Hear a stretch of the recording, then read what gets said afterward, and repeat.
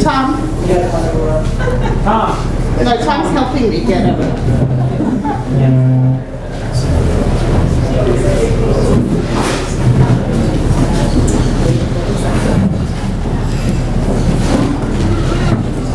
Oh, the boys just sit in the front. The one's serious about dating, correct?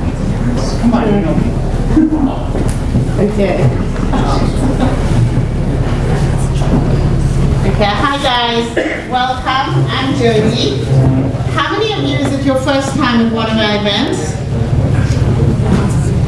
There's more than one new person. Okay. Great guys, welcome. So I just want to say a huge thank you first to Robert and Jenny from the National. Everybody says to me, how do you know about this event? This venue. It's a hidden secret, but it's a really great space for parties and that, so we're very lucky to have it, so thank you to the team. Also Milena, is Milena here yet? No? So Milena was the one who introduced Rabbi Cohen to us a while ago, and he's spoken to us before, and now we're already planning the Tel Aviv and Jerusalem events. We do have JRC in New York, JRC Israel, and JRC Tel Aviv, so we're planning the Mark speaking trip in Israel. Guys, we have so many events coming up, so we'd love to see you, and this happens to be a really, really busy week. So we have on Friday night a Shabbat dinner, Steve Eisenberg, those of you who know Steve, he's been living in Miami, he comes in about every 5 weeks. I live in Israel and come in every 4 or 5 weeks, so we have the traveling founders of JRC. Steve's running a dinner at Carlbach this Friday night. So, and anybody who's in the 40 plus crowd, or you have friends who complain that there's no events for the 40 plus crowd, we're running also an event on the west side for the 40 to 55-year-old crowd. So there's 2 Shabbat dinners.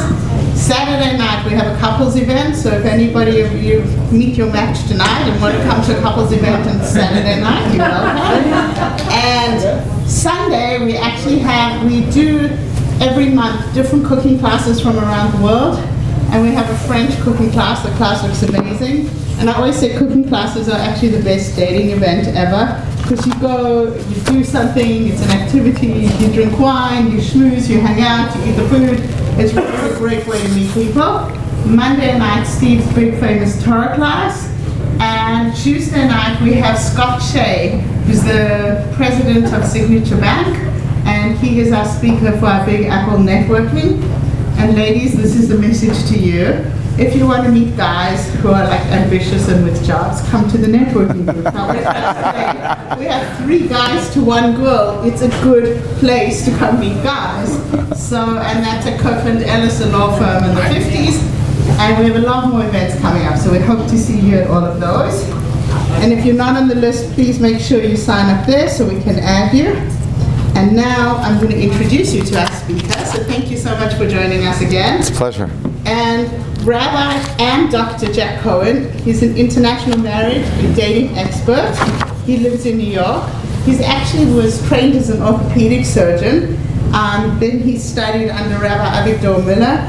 He spent many years involved in the subject of human relations, mentoring singles in dating, techniques with couples in marriage. He worked in Miami for 6 years with Asia Torah, and he has been, to date, involved in over 500 shidduchim. So I thought we were good because we made 126, but I can't compete with 500. And he spends the majority, while he's in New York, but he spends the majority of his time speaking to people globally about dating and marriage. He's been to the USA, Australia, London, Mexico City, just to mention a few. And he has WhatsApp groups. He helps people how to avoid making those mistakes in dating and marriage. And with that, here is Rabbi Cohen. Thank you, Jody. Should I hold it? Whatever you want. Can everyone hear me? I have a pretty loud voice anyway. Jody, it's an honor and a pleasure to be here. I was here in July, and it was a very notable experience. First of all, I had such a great time, but there was an individual who approached me at the end, and he said there was about 20 people surrounding me asking questions. What's wrong with marrying my Gentile girlfriend? So I said, I don't know if this is the right place to talk about this, but I invited him to come to my house one night over a beer. We spoke about it for about 3 hours, And then 2 weeks later, I got the following text. Hello, Rabbi. The girl and I are no longer together, so I suppose it's back to the drawing board, but now I can at least aim to stick the pond that has Jewish fish in it. So thank God, that was good. Yes. First of all, thank you, Jody, for inviting me. I do spend the majority of my day, probably from 12 p.m. to 1 a.m. and on, speaking to people either in New York or throughout the world on WhatsApp video with any kind of question relating to dating. So if you need me, my cards are here. You can Google me. It's easy to find me under Dr. Jack Cohen. I came tonight because I want to share some thoughts with you as to what I'm seeing. Nothing beats empirical experience. But first, when the Mishnah was put together, there was a concept by the rabbis that you should tell a few jokes before you get into the serious stuff. So here we go. A Jewish town had a shortage of men of marriageable age, so they had to import men from other towns. One day a groom-to-be arrived on a train, and two mothers-in-law started to fight over him, waiting which one is going to grab this guy. Each one was claiming ownership of the boy. A rabbi was called in. Rabbi, you got to solve the problem. After a few minutes of thought, he said, you know what? We'll take a cue from Solomon, from Shlomo. If you both want the groom, we'll cut him in half and give each one of you a half of the guy. And the first woman replied, if that's the only solution, Rabbi, then do what you have to do. And the rabbi responded, aha, that's the real mother-in-law. Okay. Okay, ouch. 2, a woman scorned. Joshua is mega rich and is always lavishing expensive presents on his wife, Naomi. But today Joshua is in big trouble. He has forgotten that it's their wedding anniversary. Oy vey. She looks at him with her eyes and says, in a very serious manner, listen, Joshua, tomorrow there better be something for me outside the garage that goes from 0 to 200 in no time at all. You got that? Or else. Naomi gets up in the morning the next day, opens her front door, and finds a small package outside the garage.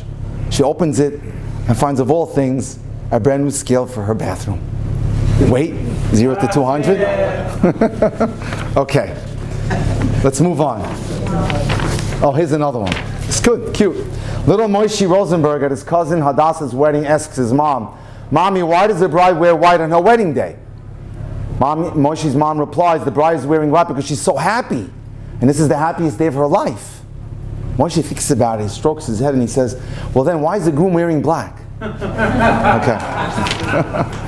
Okay, here we go. Let's start by asking a question.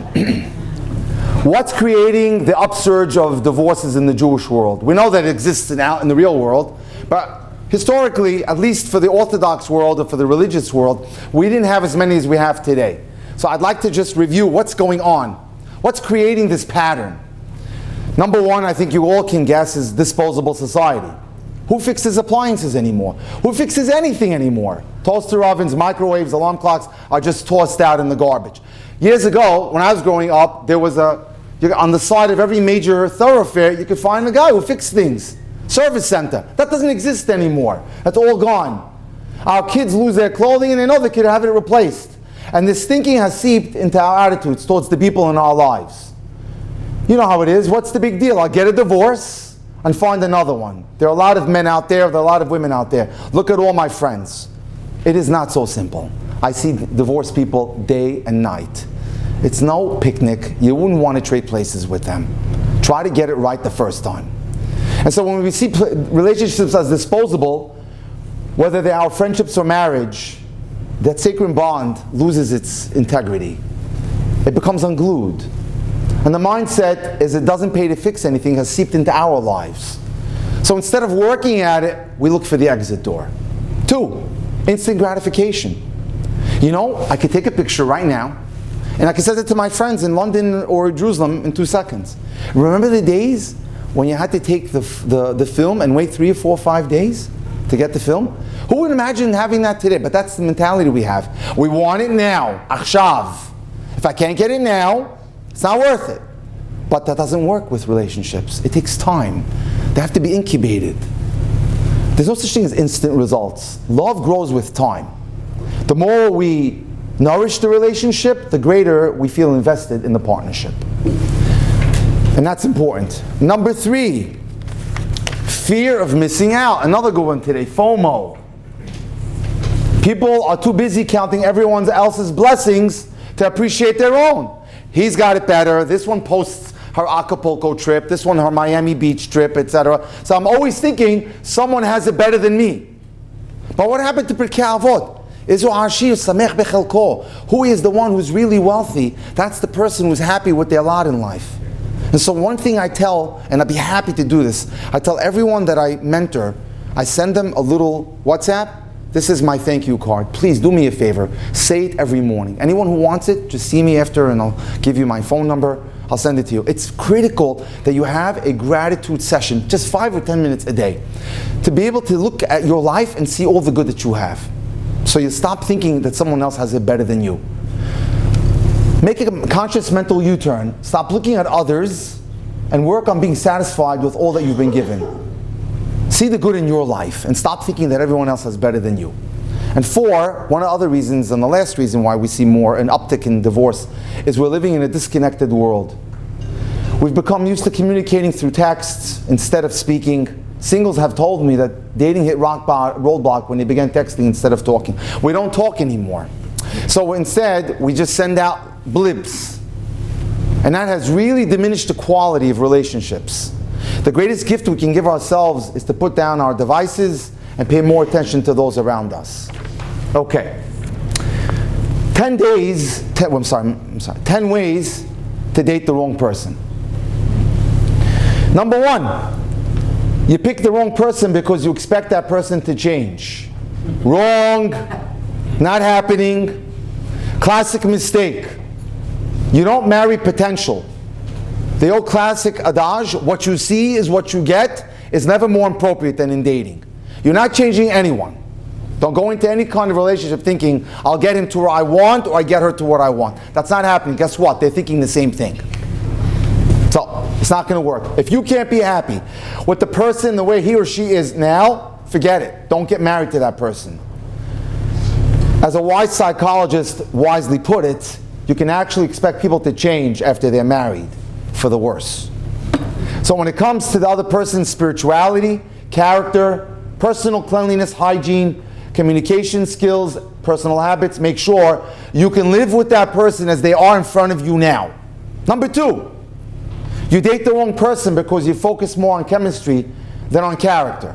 I got a phone call, very attractive woman from Buenos Aires yesterday. And we're talking, what's happening with the guy of my dreams came into my life. He flew into Buenos Aires from Miami, good looking boy, Jewish boy, she's Jewish. I was, oh, thank God, they're both Jewish.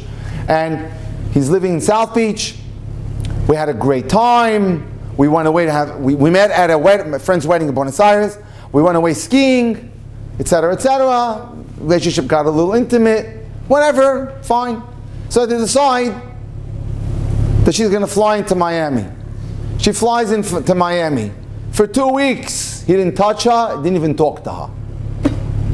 And she's wondering, what happened, Rabbi? This is what happens. Chemistry ignites the fire, but good character keeps it burning. So I said to her, did you learn anything about his character, his values, his hashkafa? Hashkafa is the Hebrew word for glasses. Comes from the word right? Mishkafayim, hashkafa, right? That's the way he's looking. Where's he looking? He didn't bother. Rabbi, he was so handsome. Is that what you're looking for? Well, he treated you like garbage. Can't you see that? And then she sends me the picture of the guy. I said, I can tell you in 2 seconds this guy's a player. Come on. You know? The I'm in love syndrome is usually I'm in lust. Attraction is there, but have you carefully checked out the person's character. That's key. That's the glue. The emotional connection is built on character. So what am I looking for? Here are 4 qualities of character. Humility. Does this person believe that doing the right thing is more important than personal comfort? I want to see values in that person. 2, kindness. Does this person enjoy giving pleasure to other people? Wow. It's beyond his orbit or her orbit. How does he or she treat people she doesn't have to be nice to? Does he or she do volunteer work? That's one thing I ask a lot of people when they sit in front of me or I WhatsApp with them anywhere in the world. Do you do chesed? I want to know, do you care about other things other than you? Isn't that what the first shidduch was all about? When Eliezer went to look for Abraham, Avraham, and he put down the stipulation. The woman's got to give me water and give water to my camels and to my servants. Right? Do you do chesed? That shows me that you have character. Responsibility. Can I depend on this person to do what they say they're going to do? I've had 3 or 4 cases in the last month where girls got married to guys who didn't get out of bed once they got married. They sat there all day. Happiness. Does he like himself or herself? Does she like herself? Does he or she enjoy life? Are they emotionally stable? Critical. One of the things, I believe in very strongly is that you create what's called a top 10 needs list when you're dating. So that when you date, you're not wasting your time. What do I need to be happy? It's not about glamorous, it's not about good looking. These are important, and I will tell you, I will never excuse physical attraction. It's on my list as a requirement. It doesn't have to be a model, a cover of Cosmopolitan or GQ, but you got to be attracted. But on the other hand, it can't be just that. Do they enjoy life? So do they have what we call in Hebrew simchas hachayim, joie de vivre, zest for life? The last thing you want to do is be in a relationship with someone where you're living on the same roof and that person is depressed or morose. That's a prescription for death. You need, and it's important, to search for someone who sees the world as the glass half full. There will be challenging days in life. There will be days when you're confronted with all types of issues. You need a partner who knows how to get off their duff and bounce back. That's important. That's critical. And are they emotionally stable? Now, that is a parsha, or as we say, a chapter to itself. In terms of addictions and all types of... And that, by the way, unfortunately, it has hit all the aspects of the Jewish world. Whether it's internet or whatever it may be. We have these issues today. Addictions and borderline personality issues and obsessive compulsive disorder. That I could lecture on for a while, but let's leave it this way. You've got to know how to communicate effectively. I'll try to touch on that a little bit so that you can elicit or solicit the information that you need to determine if the person has emotional disturbance. Number 3, you pick or date the wrong person because, I'm sorry, guys, forgive me, the man doesn't understand what a woman needs most. So this, girls, you could tune out if you don't want to, just for this point, it's for the guys. Men and women have unique emotional needs, and more often than not, it's the man who doesn't get it. Jewish tradition places the onus on the man to understand the emotional needs of a woman and to satisfy them. It broke my heart that a friend of mine, who is a colleague of mine, came to see me today after he was embarrassed to call me for 3 or 4 days to tell me that his wife is asking for a divorce after 30 years. And the reason why she's citing that is she feels an emotional, and has always been feeling, an emotional disconnect. So it's important that we understand that there's a rule in life. Women are emotional, men are visual. And it's important that we spend the time to nourish the emotional connection. And that's done through communication. The need of a woman, or the unique need of a woman, is to be loved, to feel that she's the most important person in her husband's life. The husband needs to give her consistent quality attention. I know it's a testing process. It's challenging today. We live in a very busy world. So many things tugging at us. So many things tugging at our time and our attention. However, you're not going to be excused if the relation hits rock bottom because you were not able to keep your eye on the ball in terms of communicating and being there and giving quality time and putting the device away at dinner time and at breakfast. 4, you choose or date the wrong person because you don't share common life goals and priorities. That's a big one. There are 3 basic ways you can connect with your significant other. That is chemistry and compatibility, common interests, and common life goals, which requires that you ask thorough questions when you're on dates and get to know the person. Perhaps I'll take a break. I know I was going to do it later, but perhaps we can discuss some of those questions. Because I think it's important, because what develops emotional connectivity is solid communication. When you can dig down. I had a Sephardic girl come to see me. After 33 dates, 33 dates, that's 6 months or something like that. Was clueless if the guy was right for her. So I made a top 10 list. He didn't meet one of them. I said, what have you been talking about? Practically nothing. Weather, Trump, this and that, but nothing important. Nothing of value. So let's go through some questions. What are some things about yourself that you're proud of? What does it mean for you to be Jewish? What are your goals in life? What would you like to accomplish in the next 5 years? How have you grown as an individual in the last 5 years? What are some of the challenges you've had to face in life, and how have you dealt with them? Who's your best friend? What do you look for in a friend? What quality endears you to your friends? How ambitious are you? And I'm not saying you're going to hit them with this on date one. Far from that. But it gives you an idea to explore that in order to be able to build a great relationship, it starts with delving and building a depth to that relationship. Right?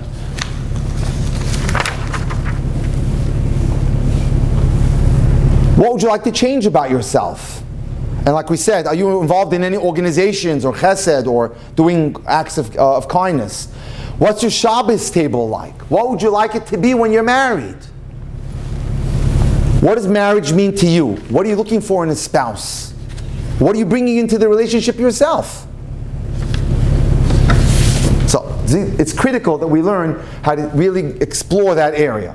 Now, I think our friend in Buenos Aires fits the next one. You choose the wrong person because you get physically intimate too quickly. Self-explanatory. Okay, next. It's not necessary to take a test drive in order to find out if the couple is physically compatible. If you do your homework and make sure you're intellectually and emotionally compatible, you don't have to worry about it. One of the studies done on divorce incompatibilities at the intimate arena is never cited as the main reason why people divorce. So it's not in the parsha at all. 6, you pick the wrong person because you don't have a deep emotional connection with this person. It's very superficial. Meaning that we don't care if he drives a Bentley or a Mercedes. You should be impressed by the qualities of creativity, loyalty, and determination. Ask yourself such questions as, do I trust this person? 7, you pick the wrong person because you choose someone with whom you don't feel emotionally safe. Beware. Do I feel calm, peaceful, and relaxed with this person? Or do I feel agitated? Can I be myself and express myself with this person? Does he or she make me feel good about myself, or do they dump on me? Do they destroy my self-esteem? Do you have a really close friend who does make you feel that same way, so you know what to compare it to? Make sure the person that you're dating and considering marrying should give you that same feeling. Are they trying to control you? Be aware for that. Controlling behaviors are a sign of an abusive person. How many relationships go bust because of that? Be on the lookout for someone who's trying to change you. There's a big difference between controlling and making suggestions. A suggestion is made for your benefit. A controlling statement is made for his or her benefit, not yours. Number 8, you date the wrong person because you don't put everything on the table. Anything that bothers you, you better get it out in the open now. Very important. Bring it up for discussion. Bringing up the uncomfortable stuff is the only way to evaluate how well the two of you are communicating, negotiating, and working together. Over the course of a lifetime, there'll be difficulties. You have to know now before making a commitment. Can you resolve those differences and feel compromise and create a compromise that works for both of you? So don't hide anything, because later on you'll have to deal with it. Number 9, you date the wrong person because you use the relationship to escape from personal problems and unhappiness. And I've seen this often. People jump into marriage thinking it's going to solve their problems. If you're not happy and you're single, you'll be unhappy and married. Marriage will not fix personal, psychological, and emotional problems. If anything, marriage will only make it worse and exacerbate it. If you're not happy with yourself and your life, take responsibility. Get to a mentor or a therapist now. Fix the problem. Work out the bug. You'll feel better, and your future spouse will thank you. Number 10, you picked the wrong person because that person is involved in a triangle. What does that mean? To be triangulated means that person is dependent on something else besides you. That means that he or she are addicted to their work, addicted to something else. You're not the most important thing in their life. As an orthopedic surgeon, I had once designed a line of arch supports. I wanted to show it to the foot care buyer at Walgreens, and I did. He says to me, I can never get you, Dr. Jack, 9 to 12, where are you? I said, I happen to teach in university. Sometimes I teach Fesha Torah, and I taught for or Sameach, or yeshivas. I teach young men and women how to behave in marriage.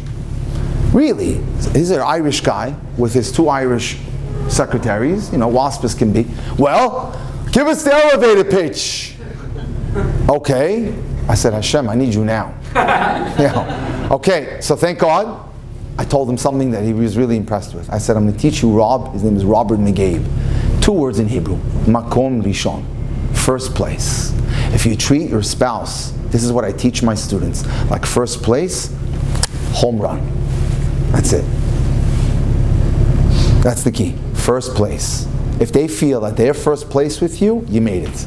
But if it's a triangulated situation where there's something else going on, you're not the most important priority, beware. Okay. So, we need a strategy. Without a strategy, we're going to have a problem. Let's get down to the physical stuff, which most people here are not suffering from, but examine yourself physically. Are you the best that you can be? Can you improve your appearance? Maybe visit a gym, see a nutritionist, update yourself in any way. By the way, it's not uncommon. People come to my house. I say, run up to my bedroom, please grab a tie, take a shower, whatever it is, get it together. And on and on. So, I give my resources out. How's your attitude? Warmth appeals to people, so learn to smile. How many times have I told people, go home, close the door of your bedroom, look at the mirror and smile for me 50 times? It's important. These are important micro skills, and they're critical to making you an effective communicator. It's important. And plan a strategy, meaning that, like I said before, create a top 10 list of what you need in an individual. Remember, you never get a second chance to make a great first impression. A rabbi went to one of his big supporters in Wall Street, right? And he was waiting to be seen. Meanwhile, the secretary took care of him hand and foot. He was so impressed. She came out, offered him coffee, and then offered him tea, and then she walked him in. And he says to the proprietor, says, wow, she's an amazing secretary. Not a secretary, she's a DFI, a distinguished first impression individual. We want that first impression to be excellent. So we call her DFI, distinguished first impression. So we have to make sure that our first impression that we make is great. So, again, your communication skills, think about that. A lot of what I do, believe it or not, simulated dates. I act as the girl or as the guy. I want to hear what you're talking about. And we'll do this, I do this often with people on WhatsApp video, with live, etc. Because I want to see if you're communicating effectively. Now, can we take a step back and ask the question, why do we need to get married? Why should anyone get married? Why would you date someone until you're convinced that he or she's the one and ruin it all by getting married? Why would you begin sharing a bedroom, bathroom sink, family occasions, bills, vacations, and pretty much everything else for the rest of your life? And just when your marriage begins to work out, you got a baby and kids, costs money, time, and all of your sleeping hours for the foreseeable future. Why would I want all that for? What's in it? And the answer is the first mitzvah in the Bible, in the Torah, Pru Urvu. God wants us to have family. The mitzvah to get married is so important. It's got a pivotal role. It's the number 1 kickoff mitzvah in the Bible. Perhaps I can share a beautiful story with you about a man who was on a plane with his children. And the way it worked out, they didn't get all seated in the same spot. So you have the man and his wife in the middle of a 747, whatever, and their kids are scattered about. Because the booking was last minute, they couldn't put the family all into one area. As the flight progressed, the kid kept coming over to say hello to mom and dad. The man sitting next to dad was intrigued, and after the kids returned to the seats, he said, "Are all those your children?" He said, "Yes." The other man said, I don't have any kids. You want to know why I don't want to have children? He said, okay, if you want to share with me. Two strangers, passing time.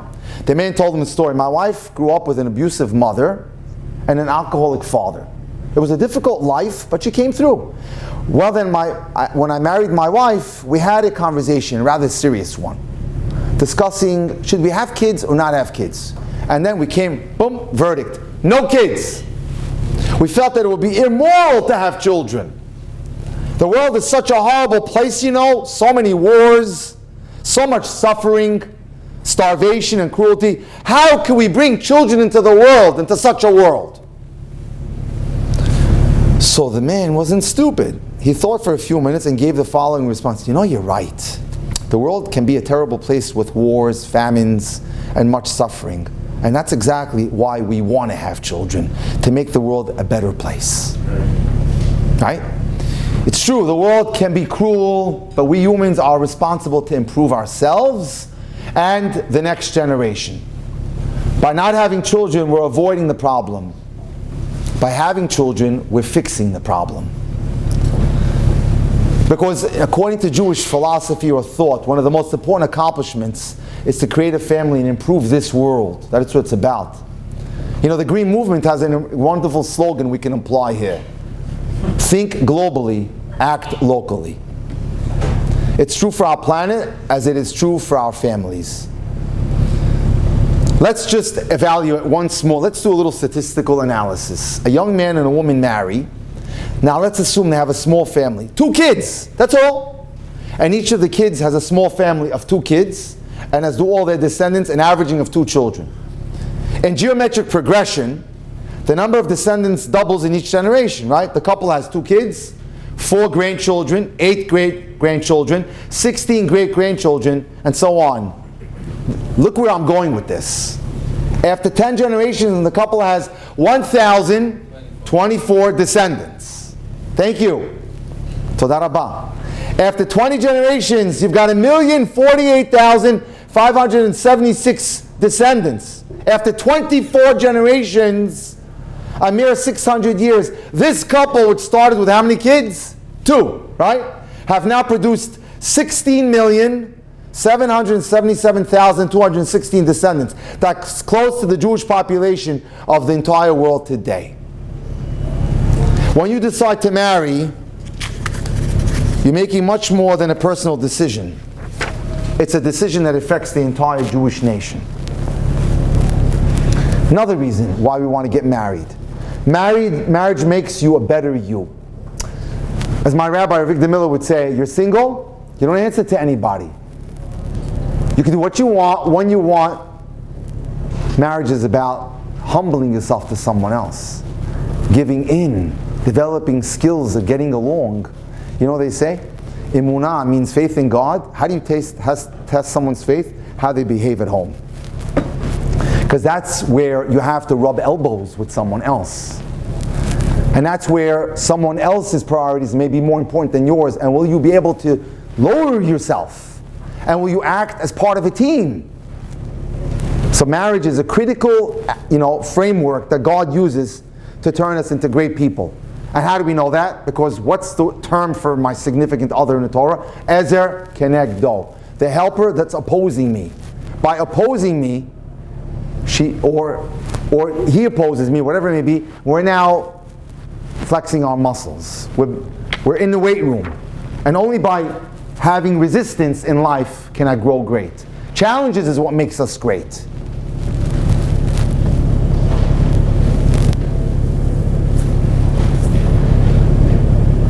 Perhaps I can explain with a story. There was a wealthy American woman who was giving millions of dollars to the IDF, Israeli Defense Forces. So they decided to bring her in, true story, and fed her to honor her because of all the incredible amount of money she had given to support the IDF. And at the ceremony on her behalf, there were top brass of the Israeli army and all of the significant government officials. And she was taken to a recruiting base where the IDF would take its first recruits and start to train them. As she watched the soldiers running and jumping, crawling and lunging, throwing themselves from high beams, wading through deep mud pits and running up and down hills over a bumpy terrain, she was aghast. And she said, you know what? I'm donating $1 million. And they asked her, the Israeli media, what motivated you to donate another $1 million? And she replied, after I saw what they were doing in the obstacle course, I want my money to go and flatten out the bumps and hills on the course so it won't be so difficult for the soldiers running over it. She missed the whole point. It's the obstacle courses of life that make us great. By avoiding the obstacle courses, we don't grow great. That's what life's about, the obstacle courses.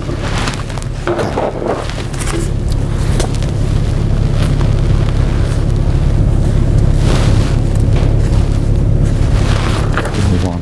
This one.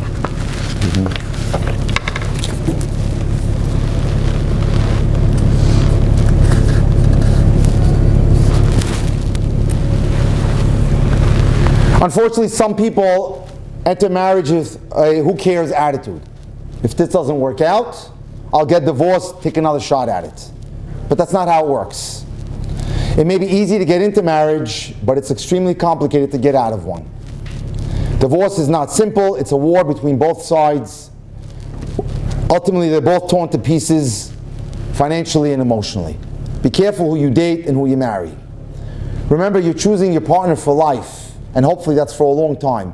Whom you marry influences every aspect of your life, from your perception of yourself to your ability to move forward in a productive way.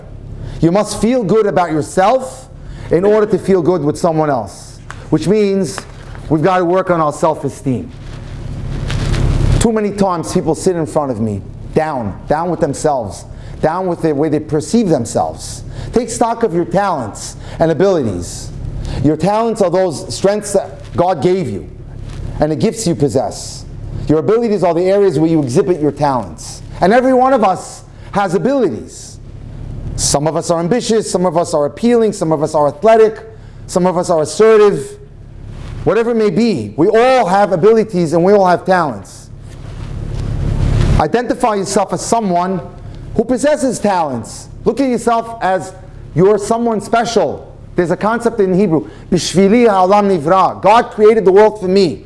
That there's a unique role that I can play in this world. Visualize the maximized you. See yourself where you want to be, successful, whether it's at work, whether it's as a husband, or a wife, mother, or father. Use your imagination to experience that. Don't compare yourself to anyone else. When you compare yourself to someone else, you're focusing on one part. For example, you feel ugly when you compare yourself to someone who's more beautiful than you. But her appearance is only one part of her life. You don't know the rest of her. There's a lot of things going on in people's lives. If you just want a little bit of it, come, I'll give you a chair and sit next to me and hear the things that I have to listen to every day. I walk out of my office and I say to my wife, thank God I have what I have. I'll give you a classic example. I put out a video this summer because it was an organization that helps Jewish girls who are kidnapped by Arabs and takes them into the Arab villages. So this organization called Lev La'achim did something very beautiful. They had an event in where over the summer we have what's called Tu B'Av, which is a time, which is really a good time to get married. There was going to be a prayer worldwide for 500,000 Jewish singles. And they asked 30 rabbis who deal with dating to put out videos. So I did one. And one of my friends got it, and he sent it to a friend of his. We know we're all in our high 50s. I don't care, I'll tell you how old I am. So anyway, so this woman lives in Manhattan, and she calls me up, not particularly observant in any way. Can my daughter come and see you? I said, sure. How old is she? 33, but just not going for her rabbi. So she comes in to see me, sweet as can be, and we're talking, and she says, you know what? My parents are going to Italy next week for the 20th time. Darn, I don't want to go. I'm done with this. I said, tell me a little bit about yourself. And in the process, she gives me a little of the bio. I could tell you how grandfather's worth 4 or 5 times Trump in terms of buildings. And I look at her and I said to her, her parents don't have to work. They retired probably 20 years ago. They spend the entire life just traveling. Anyway, got the inheritance, they're good to go. I said, look at you. You have all the money in the world and you're miserable. You don't have joy. You don't have a system of living. You don't have a purpose for living. I, who probably worth what you probably got with your first birthday, right? I'm much happier than you. Why? Because I have a Torah that guides me, that I live for, that nourishes me emotionally, that makes me happy, that gives me fulfillment. So don't ever judge what's going on with someone else. By the way, thank God this girl's in Neve Yerushalayim right now, spending 8 weeks in a beautiful program, enrolling in what's called a beginner's program for people who don't know anything about Judaism. But it's Judaism that gives you the focus to live, the desire to live, to have a reason to live for, what we call in French, raison d'être. Why am I here? What's the purpose of my life? Just to go to work and come back and go to work. What am I doing? What am I accomplishing? What am I giving back to this world? What is the root of love in Hebrew? Ahava is the word. What's the root? Hav. Does anyone know what the word hav means in Hebrew? Give. If I'm not giving, I'm not living. So it's all about giving. Why am I here? I'm here because I love what I do and I want to try to help people get married. I want to give of my talents. And we all can do that in our own very unique ways. So forget about comparing yourself to anyone else. Analyze and strategize. Use your self-inventory. Think about your strengths. Next, make mistakes. Mistakes are the antithesis of success. Some people think, but that's not true. Mistakes are the path to success. Don't bash yourself for things you've done wrong, for relationships that you went into that were probably not the best for you, and call yourself inept, stupid, or anything negative. Instead say, I learned from this. There was a woman in the Bible called Hannah. She davened and davened until she got a son who grew up to be a giant, Samuel, Shmuel. In her prayer, it's called Tifilat Hannah. She tells us something that we need to apply. Ki nafalti kamti. Because I fell, I got up. It's my falls that create my successes in life. Isn't it what they say? Success is failure turned inside out. So stick to the fight when your heart is hit. It's when things go wrong that you should never quit. So realize that mistakes are. So what's the takeaway? So many people come to see me overflowing with negative self-talk. All day, every day, they mull over their mistakes and become paralyzed by hopelessness. We have to realize that this focus will not only fail to repair anything from the past, but will rob us of our future as well. Mark today as a new beginning and go forward with the here and now.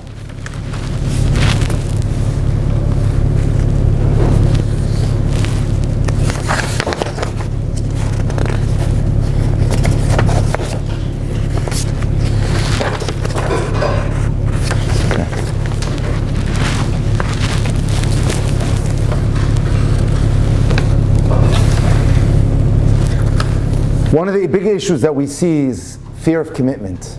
I know I have to touch that one, right? I have to touch that one. What's creating that? What are people afraid of?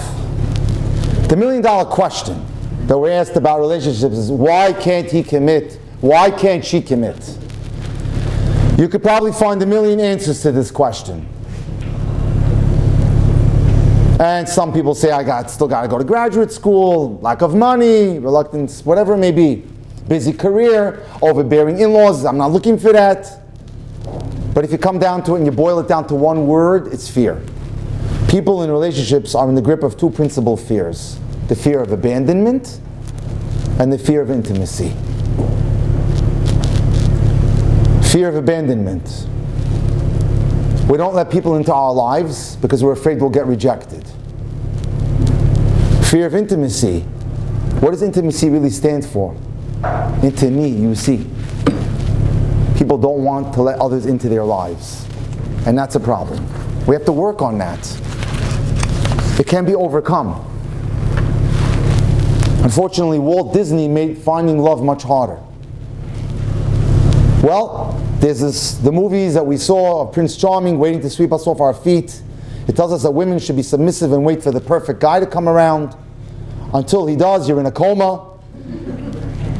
Third, we're being informed that a kiss will make things better, and boys are learning that they should be the strong, fearless rescuer, and that the girl is nothing until he makes her perfect, and all that can happen with a kiss. This translates later into life, into the belief that intimacy will be the panacea for all our woes. Having problems with your relationship? Well, nothing like a quick kiss can't fix. And we spend our life as children in a fantasy world. This world creates a kind of euphoria like a child's mind. And unfortunately, these concepts go and walk with us into our adult lives. As adults, we continue to search for someone to fulfill this rescuer fantasy syndrome. The movies we watch, the romance novels we read, all reinforce and influence these thoughts. The description of relationships the media portrays gives us unhealthy, delusional, and unrealistic expectations. We can fix this distorted thinking by realizing no other person is all important, all powerful, all perfect. The enemy of perfect is good. You know the old expression, rather a cute story. Grandma is by the seashore. She's playing with her grandson Shimmy, and he's got beautiful golden curls and a little Yankee hat on. When suddenly a huge, gale comes, water, and swallows Shimmy up into the ocean. Grandma is beside herself. God, where's Shimmy? Please bring him back. She's crying. And suddenly, a huge force of water comes and spits Shimmy right back on the seashore. Grandma's like beside herself, just, thank you, God, but where's the Yankee cap? This is what's going on.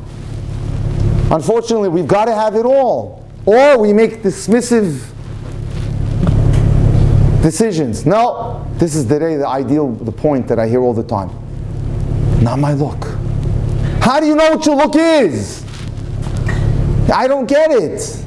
In my day and age, 30 years ago, we went out on blind dates. My wife was a blind date. If I trusted my friend, he says, yeah, good looking girl, nice, interesting, whatever. You know what the problem is? We have too much selection today. Way too much. And that's not a good thing. That is not a good thing.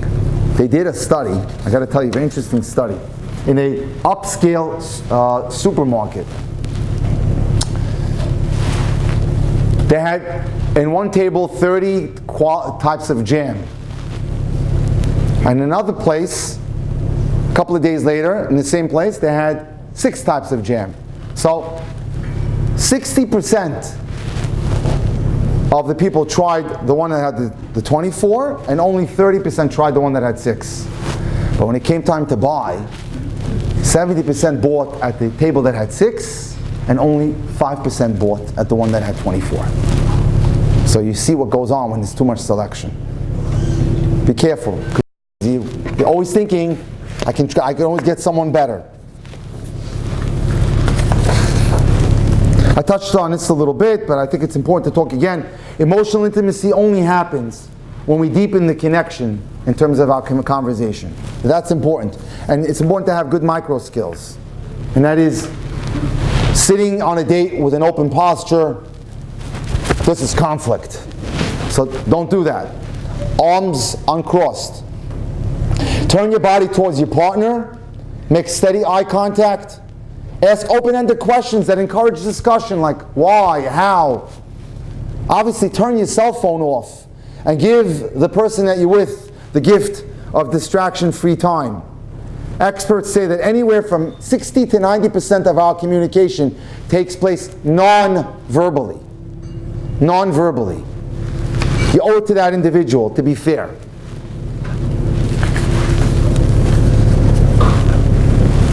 This is all about eye-to-eye contact. Again, it's about, exclusivity. Let me close with that. And maybe, years ago, if you told someone you were dating, that means you were exclusive to one individual. Today, it has become, I'm seeing someone, which means that I can possibly be going with 2 or 3 people. And that is not a good thing. It doesn't give you clarity. Because you're always dancing in one room with one leg out the door. So I can't emphasize enough that when people come to me and they want me to set them up, which I do a lot, I set a lot of people up. Okay, I want a multi-date this week. I don't believe in any of that. I won't allow it, I won't tolerate it. Because you know what? There's a concept in Hebrew.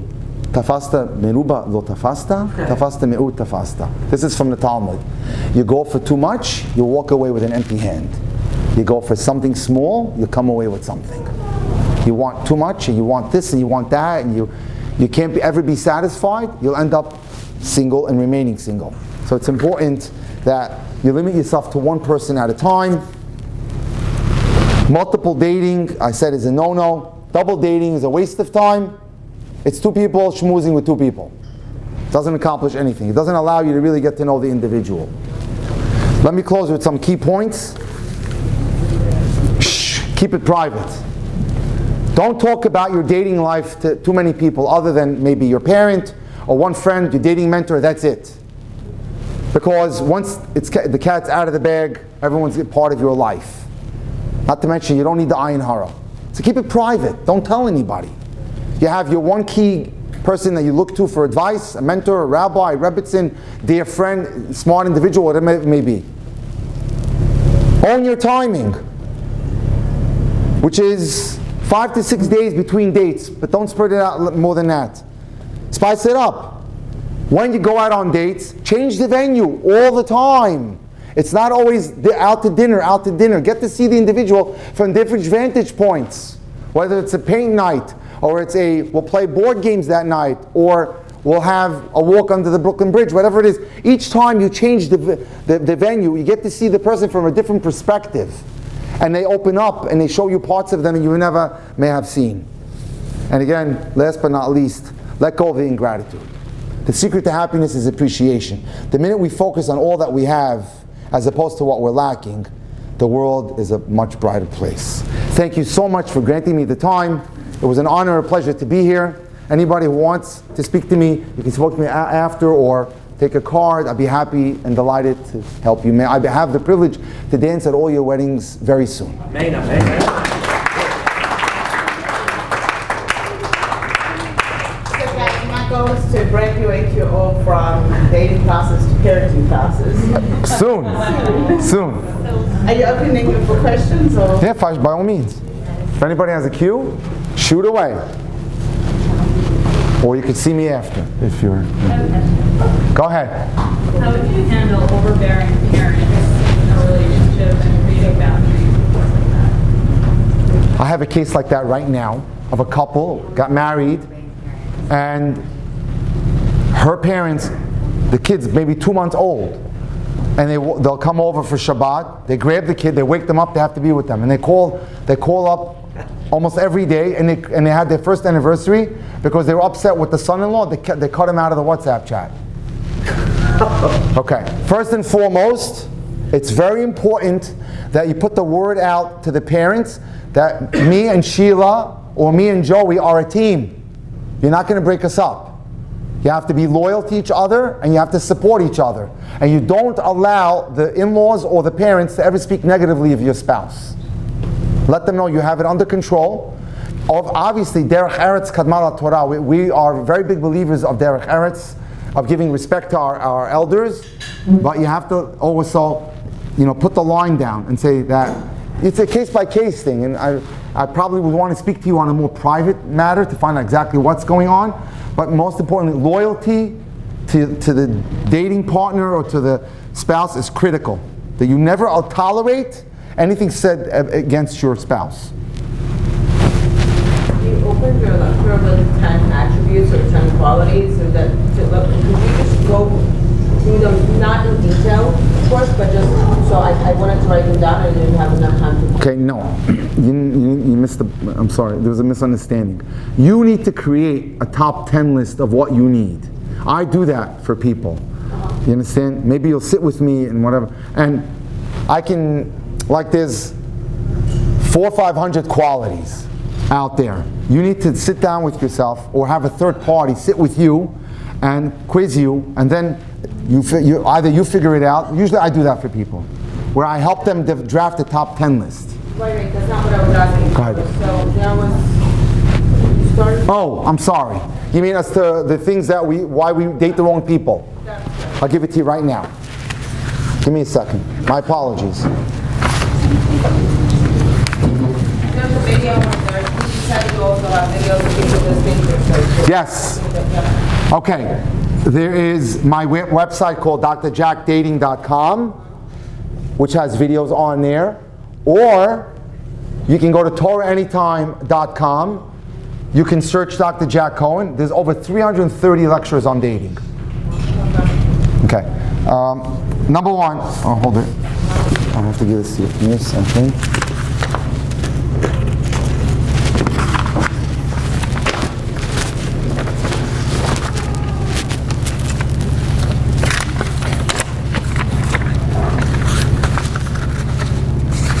Okay, I got it. You pick the wrong person because you expect that person to change after you're married. You pick the wrong person because you focus more on chemistry than on character. Number three, you pick the wrong person because the man does not understand what a woman needs most. Number four, you choose the wrong person because you don't share common life goals and priorities. 5, you date the wrong person because you get intimately involved too quickly. 6, you date the wrong person because you don't have a deep emotional connection. 7, you date the wrong person because you choose someone with whom you don't feel emotionally safe. 8, you date the wrong person because you don't put everything on the table while you're dating. 9, you date the wrong person because you use the relationship to escape from personal problems and unhappiness instead of fixing it. And lastly, you pick the wrong person because he or she is involved in a triangle. Thank you very much. My pleasure. Anyone else? Go. First of all, thank you. It was really good. My pleasure. My question was like, you mentioned one of the things is like to feel safe, emotionally safe in the relationship. And I find that sometimes, like, if you don't feel safe, well, I can talk for myself, but if I don't feel safe, it's not about the person, it's something that I have to work on myself. And how do you know it's about something that you need to change, like which I found in the past that I had to do it with myself, or it's about the person? Have you been accused of that several times? No. Do people tell you that you have this issue, this chisaron, this deficiency?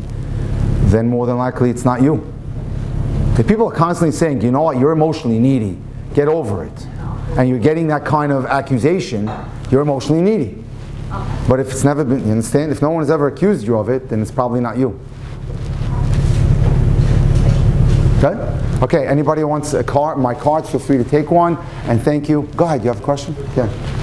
Curious, how do you know that you're not like barking up the wrong tree, giving up too much, or maybe you're trying too hard, or you're forcing it? How do you get that idea? How do you know the difference between forcing it and something that's natural, that's good? Something natural feels good. You know what I'm saying? It's a very, I would love to help you answer that question. It's a little on the vague side in terms of the question. I mean, is it, you find yourself in the same pattern? It's getting the same results? How much, so the question is how do you know when you're not giving enough? Or because, you know, it's like sometimes you're asked for things and you don't want to do them, but maybe you should, because I'm not sure if the guy is supposed to be more giving, or it's like, sometimes it's good, sometimes it's bad. Sometimes you're questioning whether or not you should have done something, you should not have done something. Well, let me share with you a phenomenal article that was published as the cover story this summer. There's an incredible Chabad personality named Manis Friedman. Top guy, knows his stuff. Anyway, he expounded in an interview something that I really believe in very strongly. The dynamic in Hebrew, what's called mashpia and mekabel. The man is the giver, and the woman is the receiver. And it's never more true today, where the man has to be according to the Torah, the man is the giver of warmth, the giver of money, the giver of respect. The woman is the receiver. She likes to be the receiver. When you have a flip in that dynamic, or that dynamic is off, you have problems in the relationship, and then it usually goes off the deep end. So that there is never anything wrong with being the giver, or thinking badly of yourself if you are the giver, and if you're giving in a very generous fashion. Because if she's a good girl, the way of the world is there's going to be reciprocation. People like to always reciprocate to those who give to them. They don't have to plan out, well, I give now this and give now that. Now she might think this. Forget about that baloney. It's all that nonsense. Just be mensch-like. Be the giver. They look up to that and they want that. So follow on to that. In the modern world, right, a woman is also a career woman. Correct. So appreciate the dynamic, still giver, receiver, whatever. What if the woman has this vision or idea that she's got to be a provider as well in some sense, or she's got a vision as well in a career sense? How does that work? There's absolutely nothing wrong with that. Today, most households are two income. It's about him giving her in terms, they can pool their money, but he at the end of the day has to provide that leadership, has to provide that sense of strength, has to provide that confidence, has to provide the emotional nurturing. She needs it. She could be CEO of Coca-Cola and everyone could say, you're the best.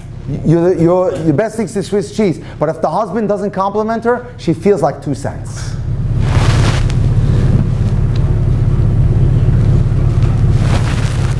Go.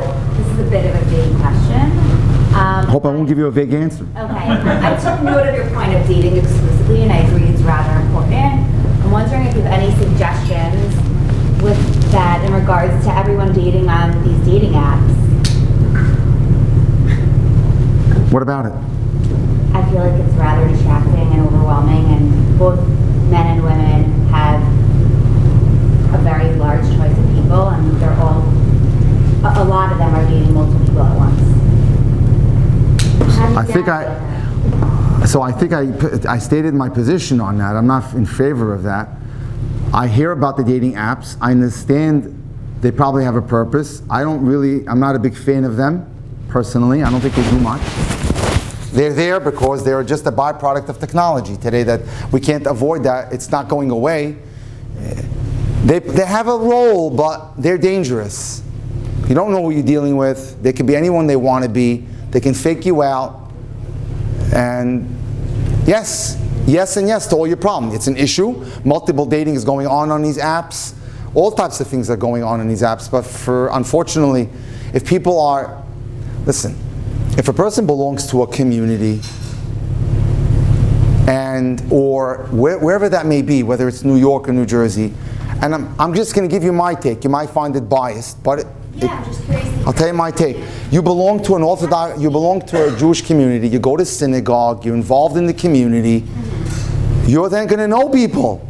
And I come from the Syrian community in New York, in Brooklyn. Everyone goes to synagogue almost every Saturday.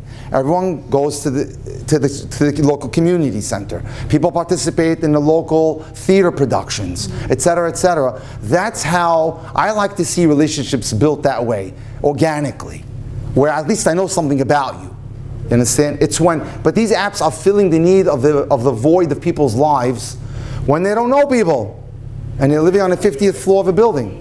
I agree with you, but I think the reality is, and I come from a modern Orthodox community. Right. It's a very close-knit warm community. Right. I think the reality is most people, I would say the majority, are dating mostly through these dating apps. That's just how it is. I'm not saying they're going away. They're just a segment of your war machine, but they can't be everything. They are. You should still be on the lookout from friends, and I would be also calling people like me, Shatchanim and stuff like that. Try everything. Try everything. Guys, I think we'll end the questions here for some people, but anybody, I'm sure you can come and schmooze in the front. We'll also have some light refreshments. And remember, the key to all good dating things is good red wine. So, Good show, Jody.